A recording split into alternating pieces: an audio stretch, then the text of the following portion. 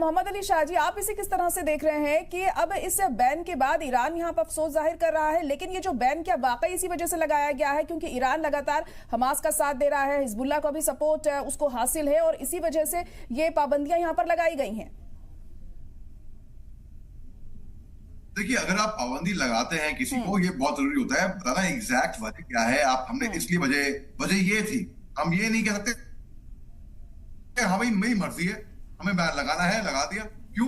आप रीजन बताइए। और अगर आप रीजन देते हैं कुछ और उसका वजह कुछ और होती है, और वजह यहाँ पे अगर लॉजिकली देखा जाए तो मैं पहली बात तो बहुत सहमत हूँ ग्रुप कैप्टन उत्तम देवनाथ साहब से। उन्होंने एक तरीके से लॉजिकल और फैक्चुअल एनालिसिस दिया है। देखिए, बात ऐसी है कि इजराइल ने हमले करे गाजा पट्टी पे, 34,000 मासूम मजलूम खवातीन, बच्चे, बुजुर्ग, सिविलियन मार दिए, ठीक है, बेकसूर, निर्दोष। ये बोल के कि हम हमास के पीछे कर रहे हैं, हम ये सब, ये कोलैटरल डैमेज है, 34,000 कोलैटरल डैमेज है। अच्छा, उनके ऊपर तो एक सैंक्शन, लोगों ने इसको जेनोसाइड बोला, उनको हिटलर से कंपेयर किया गया, बहुत कुछ किया गया, मगर उनपे इजराइल पे एक सैंक्शन लगा नहीं। 1 अप्रैल को जब सीरिया के अंदर जब ईरानी कंसुलेट पे हमला होता है, 7 ईरानी फौजी और 6 सिविलियन मारे जाते हैं, 2 तो ईरानी टॉप जनरल थे।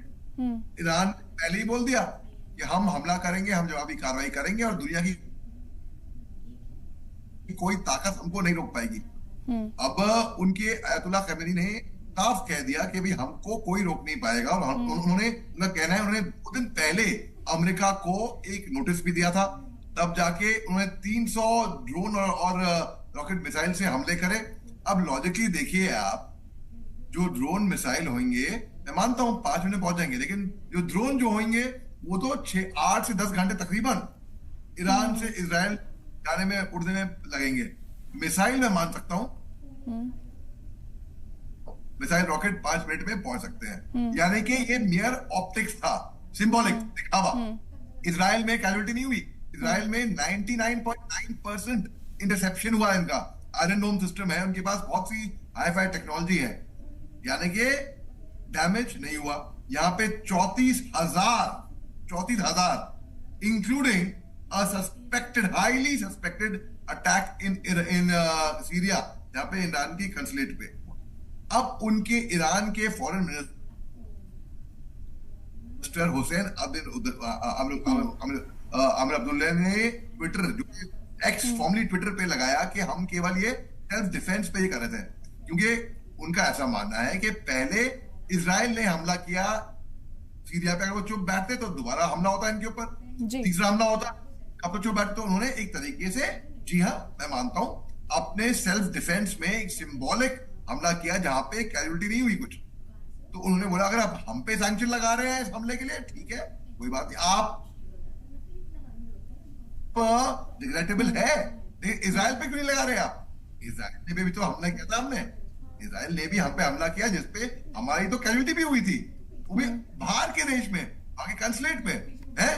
तीसरी बात, इजराइल ने जो गाजा पट्टी में किया उसके बारे में क्या, तो उन्हें कहा ये भी कि ब्रुसेल्स में बड़ी मेहनत करनी पड़ेगी एक लीगल सैंक्शन को अप्रूव करने के लिए। अगर कानूनी तौर से देखा जाए क्या उन पे ये सैंक्शन लगेगा, मुझे नहीं लगता। अल्टीमेटली ये लीगल तौर पे ब्रुसेल्स के अंदर कितनी मेहनत करने, ये लीगल तौर पे ये इलॉजिकल लग रहा है मेरे को। हाँ, अगर ईरान जब सपोर्ट करती है हमास को, वो बहुत गलत बात है। यहाँ पे भी हौती रिबेल्स हो गए या हमास हो गए या हिजबुल्लाह लेबनान की तरफ से हो गए, जहां पर भी समुद्र में, रेड सी में हाहाकार, जहां पे भी वहां पे आतंक मचा रहता है, वो गलत बात है बिल्कुल।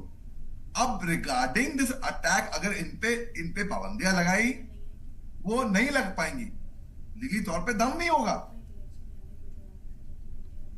इन पे पाबंदी लगाने का। ये बस बुलाने की बात है, डराने की बात है। बिल्कुल। मेजर मोहम्मद अली शाह जी भी जुड़े हैं हमारे साथ। मोहम्मद अली शाह जी, आपको क्या लगता है यूरोपियन यूनियन क्या कदम ऐसे में उठा सकता है? क्या ये जो अपील की गई है ईरान की तरफ से, इसको देखते हुए क्या कोई स्टेप लिया जाएगा?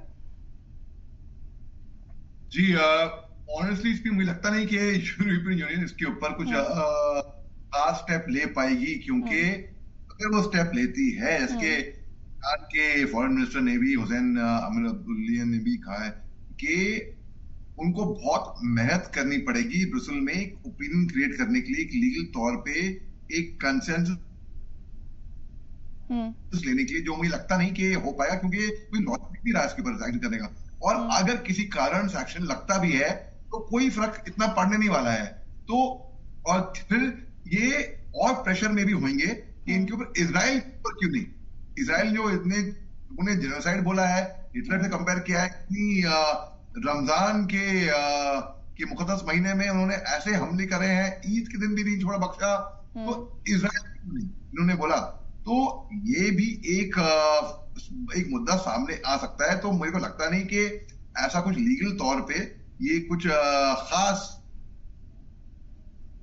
जी इन पे कोई सैंक्शन लगा पाएंगे, और लगा भी दिया तो उस पर। मोहम्मद अली शादी, एक लास्ट रिएक्शन आपसे जानना चाहूंगी।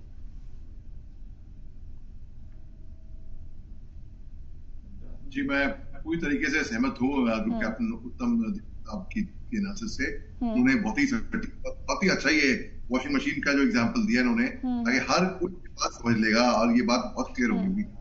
इनकी बात को थोड़ा और आगे बढ़ाते हुए, जैसे कि इन्होंने बताया कि 1939 से पहले शाह ऑफ ईरान का वहां पे राज था ईरान में। उसके बाद फिर अयतुल्लाह खमीनी की सरकार आई, जो कि पहले 1979 से पहले वहां पे सुन्नी थे बेसिकली, और काफी प्रो वेस्ट के तरीके से उनके तौर तरीके, कल्चर्स अपनाए हुए थे, काफी वेस्टर्न था।